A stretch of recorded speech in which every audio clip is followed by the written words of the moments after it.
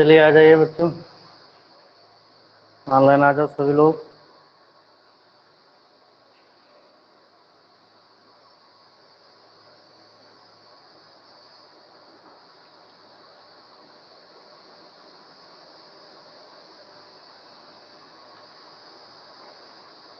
चलिए देखें, शुरू करते हैं। देखिए, फ्राइडे को हमने बहुपद के बारे में सभी को बताया था और सभी बच्चों ने अच्छा किया भी था, पता भी है सभी को। ठीक है, आज उसी पे आधारित हम एक्सरसाइज लगाएंगे और सबसे पहली एक्सरसाइज जो है हमारी 2.1 है, उसको लगाना है। उससे पहले एक उदाहरण है, उसको बताएंगे क्या है। ठीक है, तो चलिए देखिए उदाहरण नंबर 1। क्वेश्चन नोट करते जाइए, अभी तो रफ पे नोट कर लीजिए, स्पीड में थोड़ा जल्दी नोट करना है, लेकिन उसके बाद में फेयर पे नोट करते जाना, क्योंकि उस पर राइटिंग जो है आप लोगों की अच्छी होनी चाहिए। समझे आ रहा है कि नहीं? तो देखिए, नीचे दिए गए प्रत्येक बहुपद की घात बताना है। उदाहरण नंबर 1 है, ये बहुपद दिए हुए हैं। ठीक है, बहुपद दिए हैं कि नहीं दिए? ये एक बहुपद दिया हुआ है x power 5 minus x power 4 plus 3। दूसरा बहुपद है 2 minus Y square minus Y cube plus 2 Y power 8। और तीसरा जो है 2, ये भी बहुपद है कि नहीं? अचर पद में आ जाएगा भाई। तो देखिए, इनकी घात बताना है। क्या बताना है? घात मतलब पावर। ठीक, तो हमने पावर के बारे में बताया था, घात के बारे में कि बहुपद की घात कैसे पता करोगे। तो सभी को हमने बताया था कि चर पद की घात देखना, जो चर पद हो उसमें जिसकी घात सबसे बड़ी होगी वही जो होती है हमारी बहुपद की घात कही जाती है। तो हमारा है कि नहीं? जो चर पद होगा, एक चर की बात हो रही है यहाँ पे। ठीक, यानी चर पद जो होगा उसकी जो अधिकतम घात होगी, जो सबसे बड़ी घात होगी, वही जो हो जाएगी हमारी बहुपद की घात हो जाएगी। तो हमारा है कि नहीं? तो अगर हम जैसे इस पहले वाले बहुपद को देखें तो ये लिखा हुआ है, पर यहाँ से हल करते हैं कि x power 5 minus x power 4 plus 3 है। ठीक, तो हमारा है कि नहीं? सभी को दिख रहा है? ठीक, तो देखिए इसमें अगर हम बहुपद की घात को पता करें तो बहुपद की घात क्या होगी भाई? जो अधिकतम घात होगी, जिस चर की अधिकतम मतलब सबसे बड़ी घात होगी, वही पूरे बहुपद की घात कहलाएगी। तो इसमें देखो, इसकी है x पावर 4 घात, इसकी कितनी? x power 5। तो इस बहुपद में चर पद की सबसे अधिकतम घात है x पावर 5। x पावर 5 है कि नहीं?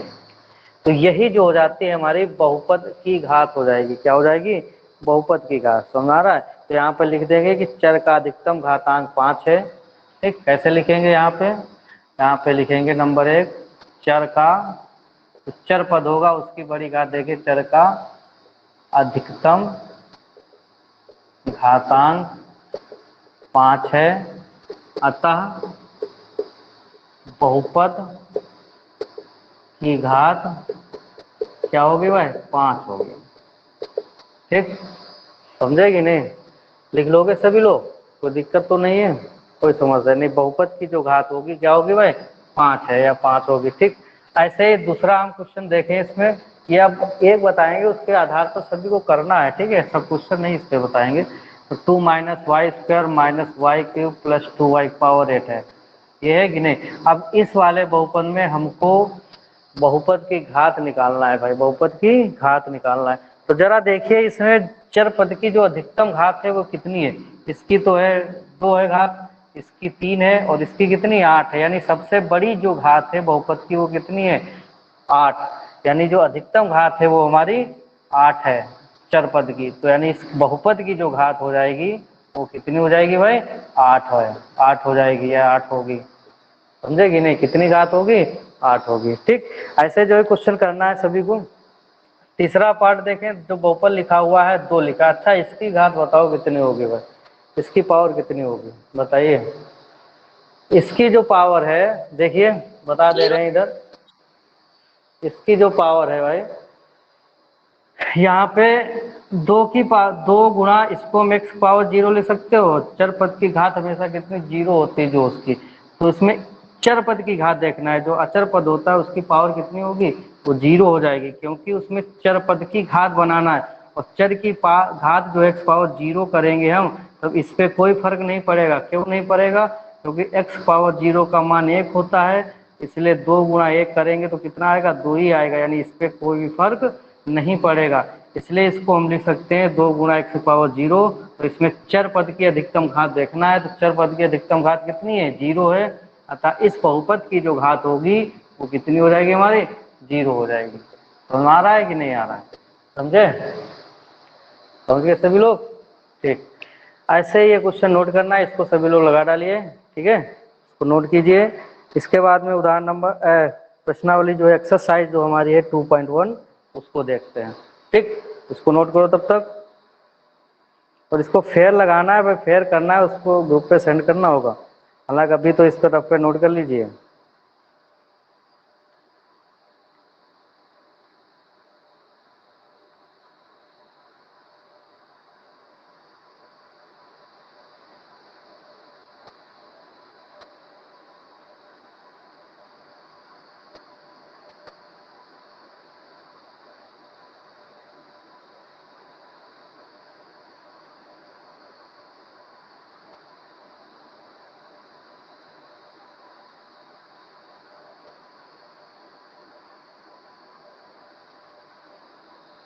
ठीक है, चलिए देखिए आगे एक्सरसाइज देखते हैं। क्वेश्चन सबसे एक्सरसाइज 2.1 का पहला क्वेश्चन है, सभी लोग नोट कीजिए इसमें। तो पहला क्वेश्चन है, इसको नोट करो।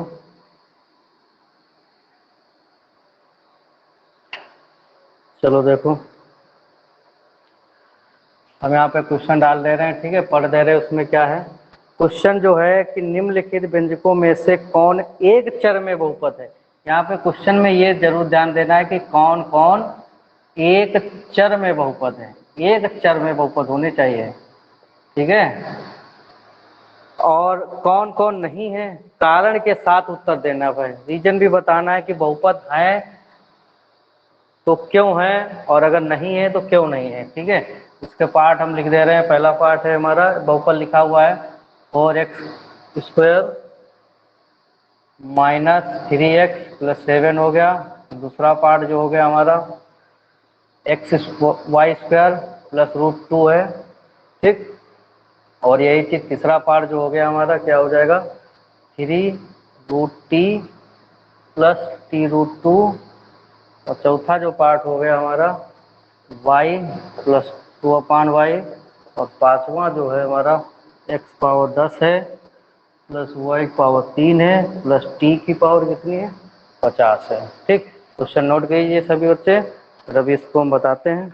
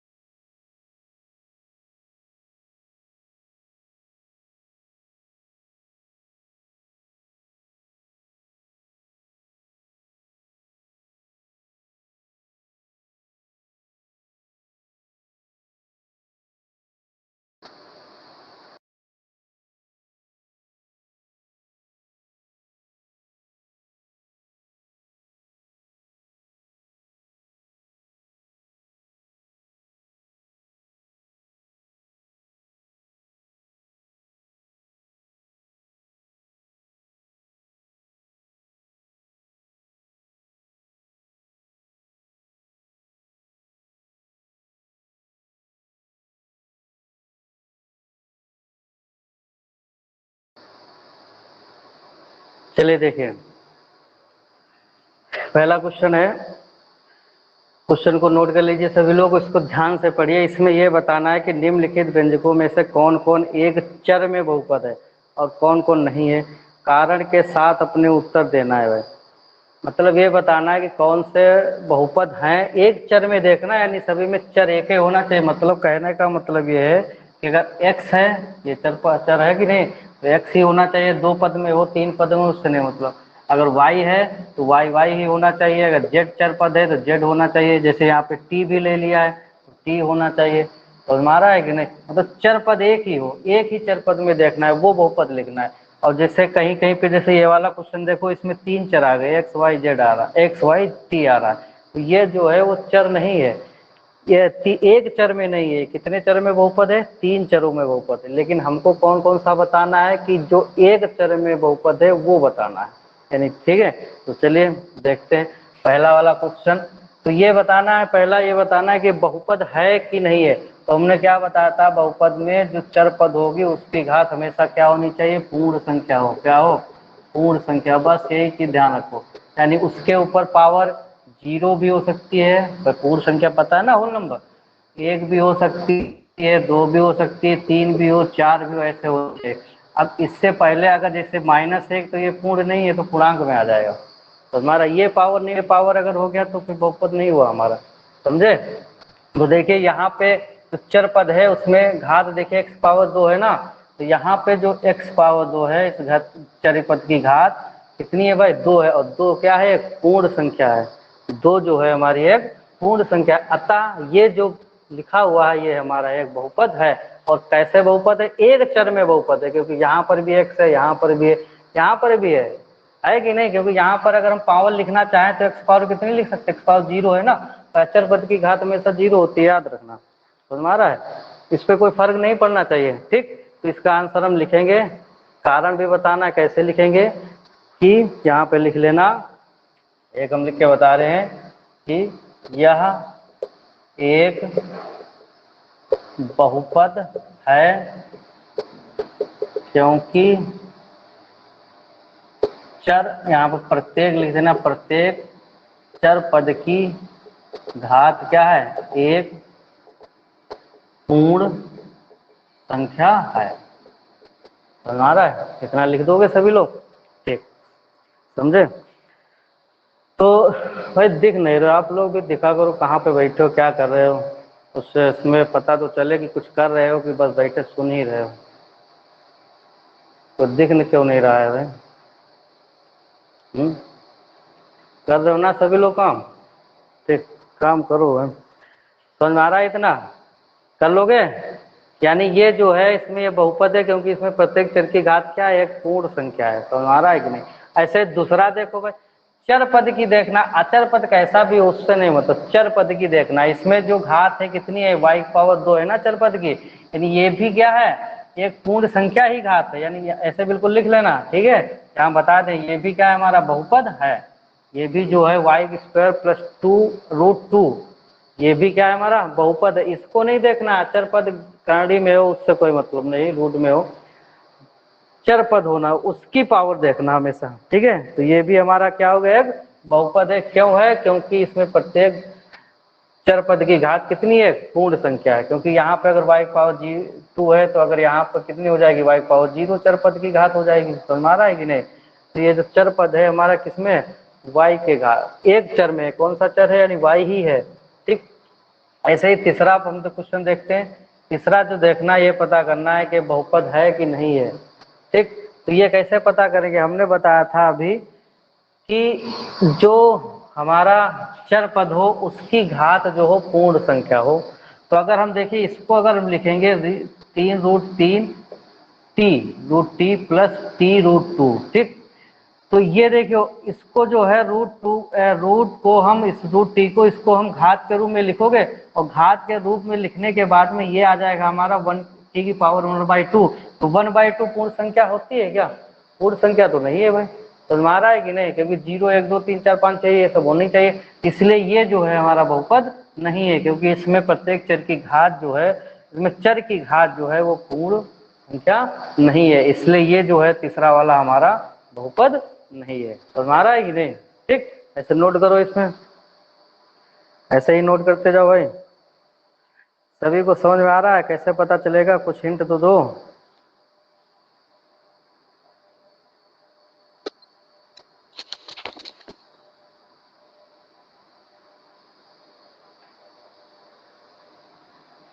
ठीक, आगे चौथा वाला देखते हैं तो लिख लोगे ना, क्योंकि इसमें जो है प्रत्येक चर पद की घात जो है पूर्ण संख्या नहीं है, था ये बहुपद नहीं है। लेकिन भाषा तो लिख लेना, यही कारण बताना है ना, कारण दीजिए क्यों। ठीक, एक चर में बहुपद है ये। ऐसे ये वाला देखते हैं हम, यानी है हमारा y प्लस 2/y, ये है कि नहीं, तो इसको हम लिख सकते हैं y प्लस 2, इसको ऊपर ले जाएंगे तो y की पावर कितनी हो जाएगी, -1 हो जाएगी। कितनी हो जाएगी भाई, -1। अब इसमें देखिए तो यानी y प्लस 2 y की पावर -1, तो ये क्या बहुपद है कि नहीं है, कुछ बता सकते हो बहुपद है? तो ये भाई जो है हमारा बहुपद नहीं है। क्यों नहीं है, क्योंकि इसमें जो चर पद की घात है वो एक पूर्ण संख्या नहीं है, तो -1 आ गए। -1 पूर्ण क्या होता है भाई, होल नंबर जो होता है जीरो से स्टार्ट होता है, 0 1 2 3, ये पता है ना, नेचुरल नंबर प्राकृतिक संख्या में 0 जोड़ दो, ये तो पूर्णांक में आ जाएगा, समझ में आ रहा है? तो ये भी हमारा बहुपद नहीं है। क्यों, इसमें लिख देना, क्योंकि इसमें चर पद की घात जो है पूर्ण संख्या नहीं है। ठीक, ऐसे पांचवा वाला देखिए, ये क्या बहुपद है, बहुपद तो है लेकिन ये 3 चर में बहुपद है भाई। संख्या तो पावर तो जिसकी 10 है, इसकी 3 है, इसकी 50 है, ठीक है। तो इसमें जो है घात तो इसकी पूर्ण संख्या है, तो बहुपद तो है, लेकिन यहाँ पे पूछ रहा है कि कौन कौन एक चर में बहुपद है। तो भाई एक चर में तो है नहीं, ये x चर है, ये y चर है, ये t चर है, मतलब 3 चर है ना। तो एक चर में पूछ रहा है, बहुपद तो है, तो यहाँ लिख देंगे कि ये यह 3 चरों वाला बहुपद है, 3 चरों वाला बहुपद है, ठीक है। क्योंकि प्रत्येक चर पद की घात एक क्या है, पूर्ण संख्या है, ठीक है। लेकिन पूछ कहा कैसे रहा, एक चर में बहुपद बताना है भाई, एक चर में, तो 3 चर वाला तो बहुपद है, ठीक है, लेकिन ये एक चर वाला बहुपद नहीं है, एक चर वाला बहुपद नहीं है, क्योंकि एक चर में पूछ रहा है। अगर यहाँ पर x है तो यहाँ पर भी x होना चाहिए था, यहाँ पर भी x, मतलब एक चर में हो जाता। ऐसे तो बहुपद है भाई, क्योंकि घात जो है एक पूर्ण संख्या है, लेकिन x है, यहाँ पे y है, यहाँ पर t है, ये तो पद जो है, एक चर पद जो है अलग अलग है, 3 चर में बहुपद है, एक चर में नहीं है।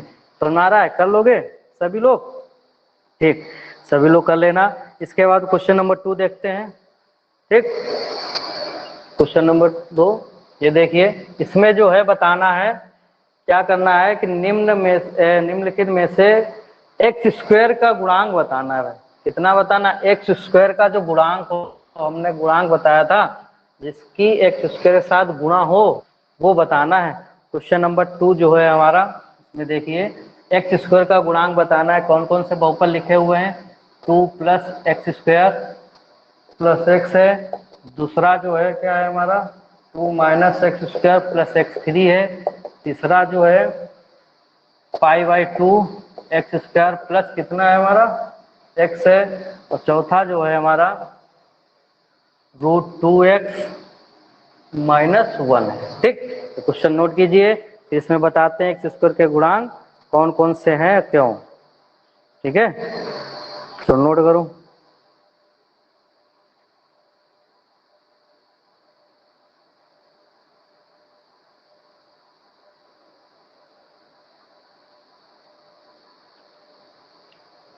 ठीक, क्या क्वेश्चन था कि एक्स स्क्वायर का गुणांक बताओ। एक्स स्क्वायर का गुणांक बताना है, सिर्फ एक्स स्क्वायर का पूछ रहा है। मतलब जैसे एक्स स्क्वायर लिखा हो, ये 2x² लिखा हो, तो एक्स स्क्वायर के साथ किसकी गुणा हो रहे, इनके बीच में गुणा का चिन्ह, वही क्या हो जाएगा, गुणांक, यानी किसकी गुणा हो रहे, 2 की, यानी एक्स स्क्वायर का जो गुणांक हो गया वो कितना हो जाएगा हमारा, 2 हो जाएगा। ठीक है, ऐसे ही देखना था, साइन लिया जाएगा, चिन्ह जरूर ले लेना। ठीक है, देखिए जैसे ये वाला बहुपद लिखा हुआ है, इसमें 2 + x² + x, इसमें एक्स स्क्वायर का गुणांक बताना है। एक्स का नहीं पूछ रहा है, जिसका पूछे बस उसी का लिखना है हमको, एक्स स्क्वायर का गुणांक। ठीक, तो एक्स स्क्वायर का जो गुणांक है हमारा कितना हो जाएगा, यहाँ पे देखिए ये एक्स स्क्वायर लिखा है, इसके साथ किसकी गुणा है, एक की, जब कोई गुणांक ना होगा तो एक ही गुणांक होगा, तो हमारा है कि नहीं। और साइन चिन्ह जरूर लेना है, कौन सा चिन्ह हो जाएगा, +1, यानी इसका जो गुणांक हो जाएगा कितना हो जाएगा, +1। ठीक, प्लस हालांकि पहले लिखा नहीं जाता है तो कोई दिक्कत नहीं, लिखना तब सही, ना लिखना तब भी सही। इसमें देखिए एक्स स्क्वायर का गुणांक देखना है, एक्स स्क्वायर कहाँ पर है, ये है, तो इसमें एक्स स्क्वायर का गुणांक देखिए किसके साथ इसकी गुणा हो रही है, यहाँ पे कितना है, एक है कि नहीं, यानी इसकी जो गुणा हो रही है -1 से हो रही है, यानी एक्स स्क्वायर का जो इसमें गुणांक हो गया कितना हो गया, -1 हो जाएगा, -1 हो जाएगा। ठीक, ऐसे यहाँ पर देखिए π/2 एक्स स्क्वायर है, तो इसमें जो है प्लस एक्स स्क्वायर का गुणांक देखना है, तो एक्स स्क्वायर वाला पोर्शन ये है ना, इतना पद है, तो इसकी जो है गुणा किसके साथ हो रही है, π/2 हो रही है ना, तो इसका जो गुणांक हो गया वो π/2 हो जाएगा, यानी π/2। ठीक, ऐसे इसमें देखिए एक्स स्क्वायर का एक्स स्क्वायर है ही नहीं पद, तो इसको हम बना सकते हैं, बना सकते हो कि नहीं, कैसे भाई, इसको हम ऐसे 0 × एक्स स्क्वायर लिख सकते हो, कोई दिक्कत नहीं, कोई फर्क है, कोई दिक्कत नहीं, क्योंकि इसमें जो 0 की गुणा हो जाएगी तब ये पोर्शन 0 हो जाएगा। अब एक्स स्क्वायर का गुणांक अगर पूछे तो इसमें कितना हो जाएगा, एक्स स्क्वायर का गुणांक 0 हो जाएगा, तो हमारा है कि नहीं, ऐसे लिख सकते हो। ठीक, कर लोगे सभी लोग, तो बस आज इतने ही क्वेश्चन लगाने हैं 2.1 के 2 तक, उदाहरण नंबर 1 और 2.1 का पहला और दूसरा क्वेश्चन है जो फेयर पे लगा के अच्छे से बढ़िया राइटिंग में, ठीक है, इसको ग्रुप पे सेंड करना, बाकी कल, ठीक है, थैंक यू।